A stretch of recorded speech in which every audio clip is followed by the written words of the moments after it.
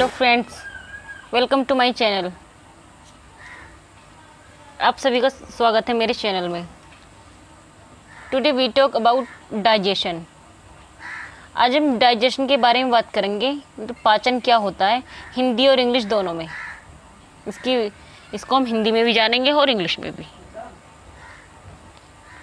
देखते हैं। Digestion is a process of hydrolysis in which a molecules of food stuff takes a molecules of water and break down themselves into simple and diffusible form। क्या होता है digestion? मतलब एक hydrolysis process है। जो large molecule होते हैं उनको छोटे छोटे मॉलिक्यूल्स में, स्मॉल मॉलिक्यूल्स में ब्रेक डाउन करता है। उनका ब्रेक डाउन मतलब तोड़ता है उनको। जो एक ह्यूमन बीइंग के अंदर एक मतलब स्टोमक में हमारे खाना कम से कम 4 से 5 आवर्स तक रह सकता है। किसी भी ह्यूमन बीइंग के अंदर कितने टाइम तक रह सकता है? 4 से 5 आवर तक।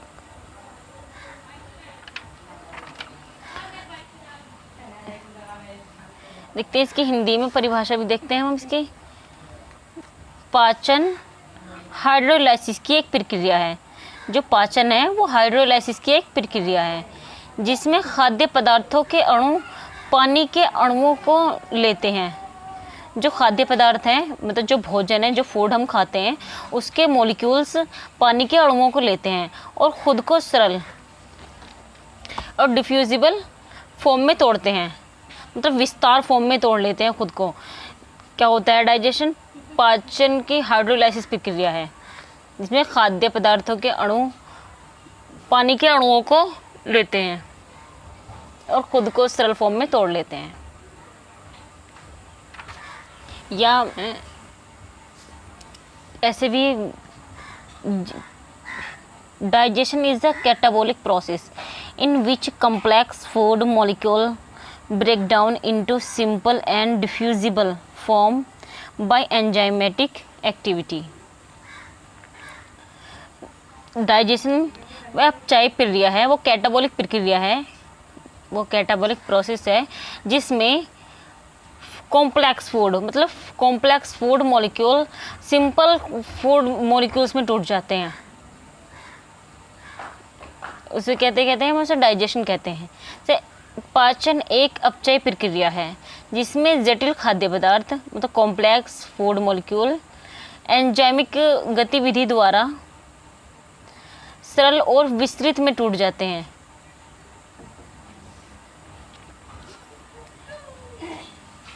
यह सबसे इसी फॉर्म डेफिनेशन इसकी ये है। The process in which complex food molecules break down into simpler form called digestion.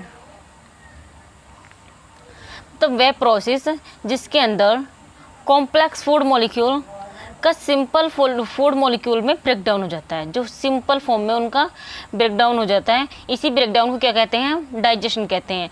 मतलब जो हम कुछ खाते हैं, जैसे हमने कुछ इंजेस्ट किया, वो हमारे इसोफेगस के थ्रू हमारे स्टमक में जाता है। स्टमक में जब फिर जो हमारा डाइजेशन है वो हमारे मुंह से होना स्टार्ट हो जाता है। हमारे माउथ में कार्बोहाइड्रेट्स का डाइजेशन होना स्टार्ट हो जाता है। और जो इसोफेगस होती है, जिसे हम फूड पाइप कहते हैं, इसमें कोई डाइजेशन नहीं होती, बस ये फूड को ट्रांसफ़र करने के लिए काम में आता है। हिंदी में देखते हैं। से जटिल खाद्य पदार्थों के सरल पदार्थों में परिवर्तित मतलब एक्सचेंज होने या टूटने के प्रक्रम को पाचन कहते हैं। जो कॉम्प्लेक्स मॉलिक्यूल होते हैं, जो जटिल खाद्य पदार्थ होते हैं, उनका सरल पदार्थों में टूटना मतलब ब्रेक डाउन होना क्या कहलाता है? हमारा वो पाचन कहलाता है। नेक्स्ट हम इनके काइंड ऑफ डाइजेशन देखेंगे, मतलब डाइजेशन कितने प्रकार का होता है। जो ह्यूमन बॉडी है, ह्यूमन बॉडी में हम ह्यूमन बीइंग के होते हैं। ह्यूमन बीइंग हमें बोलते हैं, मतलब जो इंसानों में डाइजेशन कितने प्रकार का होता है। नेक्स्ट हम देखेंगे काइंड्स ऑफ डाइजेशन, मतलब डाइजेशन के प्रकार। जो ह्यूमन बीइंग है उनके अंदर डाइजेशन कितने प्रकार से होता है देखते हैं। At the time of digestion both physical and chemical changes, मतलब डाइजेशन के समय, जिस टाइम डाइजेशन होता है उस टाइम फिजिकल और केमिकल दो प्रकार के चेंजेस होते हैं इन अकर इन द फूड, मतलब खाने में जो हमारा फूड डाइजेस्ट होता है उसमें टू टाइप्स के एक्सचेंजेस होते हैं, तो physical and chemical. Hence there are two types of digestion, तो दो प्रकार के डाइजेशन होते हैं। एक होता है हमारा मैकेनिकल डाइजेशन, क्या होता है एक हमारा, एक mechanical digestion and chemical digestion. Mechanical digestion, पहले हम मैकेनिकल डाइजेशन देखेंगे। मैकेनिकल डाइजेशन में हमारा क्या होता है, इट टेक्स 3 एक्शन, इसमें तीन एक्शन होते हैं। जो मैकेनिकल डाइजेशन होता है उसमें 3 एक्शन होते हैं। फर्स्ट क्या होता है, preparation for chemical transformation by breaking the food pieces into micromolecules, मतलब ये जो केमिकल प्रोसेस है, ये मोलिक्यूल जो फूड पीस होते हैं, जो छोटे छोटे टुकड़े होते हैं, टूटने के बाद उनको माइक्रोमोलिक्यूल्स के लिए ट्रांसफ़र करते हैं। And chewing food to get enzymes, और फूड को चीविंग करते हैं, मतलब चबाते हैं एंजाइम मिलने के लिए। जब हम फूड को चबाते हैं तब उसमें हमारी लार मिलती है, वरना अगर हमारे फूड में लार ना मिले तो वो सूखा सा रहेगा, तो सूखे खाना अंदर नहीं पहुंच पाएगा हमारे इसोफेगस के अंदर, तो इसलिए उसमें लार मिलती है, एंजाइम्स मिलते हैं चीविंग करने के बाद। एंड थर्ड क्या है, थर्ड कौन सा वो प्रोसेस होता है, conduction of food in the digestion tract, मतलब फूड को कंडक्ट किया जाता है डाइजेशन के लिए। केमिकल डाइजेशन, मतलब रासायनिक पाचन। It involves the digestion of large molecules of food by enzymes of digestive juice. क्या होता है इसमें, जो डाइजेशन है, डाइजेशन इन्वॉल्व होता है लार्ज मॉलिक्यूल्स फूड, जो लार्ज मॉलिक्यूल होते हैं फूड के, उन्हें डाइजेस्टिव जूस पाचक रस से एंजाइम तक तैयार किया जाता है, पाचक रस तैयार किया जाता है।